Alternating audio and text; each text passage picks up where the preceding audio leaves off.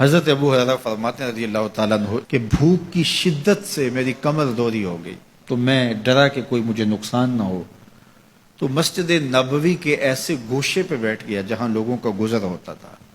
میرا خیال یہ تھا کہ کوئی شخص مجھے دیکھے گا اور دیکھ کر کے پہچان جائے گا کہ مسئلہ کیا ہے، لیکن جو بھی گزرتا سلام کر کے چلا جاتا، شاید اسے جلدی ہوتی، یا پھر ہستی پلکوں کے نیچے غم بھی پلتے ہیں، مگر کون دیکھتا ہے اتنی گہرائی میں۔ میں نے سوچا کہ ایک قدم اور آگے بڑھوں اور آنے والوں سے ہم کلام ہوں، جب میں ان سے بات کروں گا تو میرے لہجے سے وہ میری آواز کی شکستگی سے پہچان جائیں گے کہ میرا مسئلہ کیا ہے۔ تو کہتے ہیں حضرت عمر رضی اللہ تعالیٰ عنہ آئے، میں ان سے کوئی مسئلہ شرعیہ دریافت کیا، لیکن شاید انہیں بھی جلدی تھی، انہوں نے مسئلہ بتایا اور آگے بڑھ گئے۔ میں پریشان تھا کہ حضرت سیدنا صدیق اکبر رضی اللہ تعالیٰ عنہ آئے، میں نے ان سے بھی قرآنی آیت کے بارے میں سوال کیا، لیکن وہ بھی جلدی میں تھے اور انہوں نے بس آیت بتائی اور آگے گزر گئے۔ تو فرماتے ہیں کہ میں ایک عجیب کیفیت میں مبتلا بیٹھا تھا کہ ایک جانب سے روشنی اٹھی اور دل و قلب و نگاہ کا مرشد اولین آ گیا۔ تو کہتے ہیں حضور آ گئے، تو چونکہ میری عادت بنی ہوئی تھی کہ میں ہر آنے والے سے مسئلہ ہی پوچھ رہا تھا، تو میں نے حضور سے بھی مسئلہ پوچھ لیا۔ تو حضور نے میری جانب دیکھا اور پھر زیر لب مسکراتے ہوئے بولے، ابو ہریرہ بھوک لگی ہوئی ہے؟ میں نے کہا جی حضور مجھے بھوک لگی ہے۔ کہا میرے پیچھے آ جاؤ۔ حجرات اقدس کی قربت میں حضور پہنچے تو اہل خانہ کو آواز دی کچھ کھانے کے لیے ہے؟ تو انہوں نے کہا دودھ کا ایک پیالہ ہے۔ مجھے فرمانے لگے ابو ہریرہ وہ جو صفہ کے چبوترے پہ بیٹھے ہیں جاؤ ان کو بلا لاؤ۔ کہتے ہیں دودھ کا ایک پیالہ، اور مجھے تسکین ہوئی تھی لیکن 70 آدمی بیٹھے تھے وہاں۔ خیر حکم تھا، میں بلا لایا، میرے ہاتھ میں دودھ کا پیالہ دیا، کہا ابو ہریرہ دائیں سے شروع ہو جاؤ۔ اب میں ایک شخص کو پیالہ دیا اور دودھ کو دیکھنے لگا، اور وہ سیراب ہو کے گٹا گٹ پینے لگا، اپنی بھوک اور پیاس مٹا چکا، اور میں نے دیکھا کہ ایک قطرہ بھی کم نہیں ہوا۔ میرے اندر جو پہلے وسواس اٹھ رہے تھے اور مجھے جو احساس ہو رہا تھا وہ مٹ گیا۔ پھر میں نے دوسرے کو پیش کیا، اس نے بھی سیراب ہو کے پیا، لیکن دودھ ایک قطرہ بھی کم نہیں ہوا۔ پھر میں نے تیسرے کو دیا، چوتھے کو دیا، 70 آدمی دودھ پی گئے، لیکن دودھ میں سے ایک قطرہ بھی کم نہیں ہوا۔ لگتا تھا رب نے اس دودھ کا تعلق حوض کوثر سے جوڑ دیا۔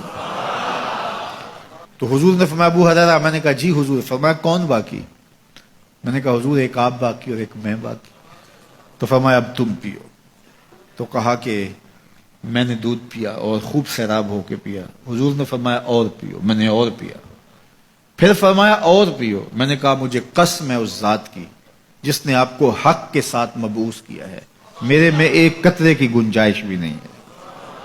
حضور نے میرے ہاتھ سے دودھ لیا اور خود نوش جاں کرتے ہوئے فرمایا ساقی القوم آخرہم شربا، قوم کا جو ساقی ہوتا ہے وہ آخر میں پیتا ہے۔ تو دودھ کا ایک پیالہ 72 لوگوں کے لیے کافی ہو گیا۔ یہ صحیح حدیث کے اندر حضور کا معجزہ موجود ہے، آپ نے بارہا علماء سے سنا۔ لیکن اس تربیتی عمل سے بھی کبھی غافل نہ ہونا کہ 2 جہاں کا سردار ہے اور 71 آدمیوں کا جوٹا نوش جاں کر رہا ہے۔ آج جب دولت پھیل رہی ہے، لوگوں کے پاس وسائل زیادہ ہوتے چلے جا رہے ہیں، تو ان کو ایک دوسرے سے گھن آنا شروع ہوتی ہے، برتن الگ ہوتے چلے جاتے ہیں۔ اسی زمانے میں تمام افراد ایک ہی برتن میں بیٹھ کے کھاتے تھے۔ پہلے یہ ہوتا تھا ایک گلی میں 2 امیر رہتے تھے، 4 غریب رہتے تھے، 2-3 مخیر حضرات اور جو ہے وہ کچھ متوسط لوگ رہتے تھے، اور ایک چھوٹا سا کنبہ اور قبیلہ ہوتا تھا، اور وہ ایک دوسرے کی ضرورتوں کا خیال رکھتے تھے۔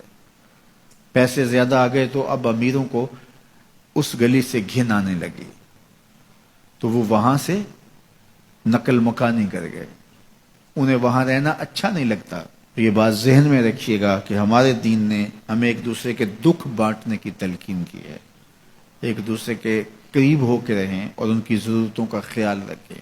اپنی استطاعت کے مطابق کسی کی عزت نفس کو نقصان پہنچائے بغیر، شہرت، ریا اور کسی اس طرح کی مرض کو اپنے قریب جو ہے وہ نہ آنے دیں، اور لوگوں کی اس مخفی انداز سے مدد کریں کہ ان کی ضروریات پوری ہوں۔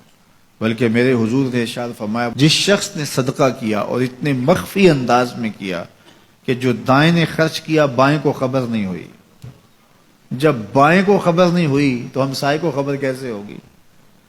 لیکن یہاں تو 7 اخباروں میں خبر چھپتی ہے کہ فلاں صاحب نے فلاں غریب کی بیٹی کی شادی کی ہے۔ ذرا سوچ، اگر یہاں تیری بیٹی کھڑی ہوتی تو تیرا روح سخن کیا ہوتا؟ لوگوں کی غربت کا مذاق نہ اڑاؤ، لوگوں کے جذبات سے کھیلو نہ۔ اللہ نے اگر آپ کو کچھ عطا کیا ہے تو پھر لوگوں کی ضرورتوں کو پورا کرو، لیکن ان کے جذبات سے مت کھیلو اور لوگوں کی ضرورتوں کا پورا خیال رکھو۔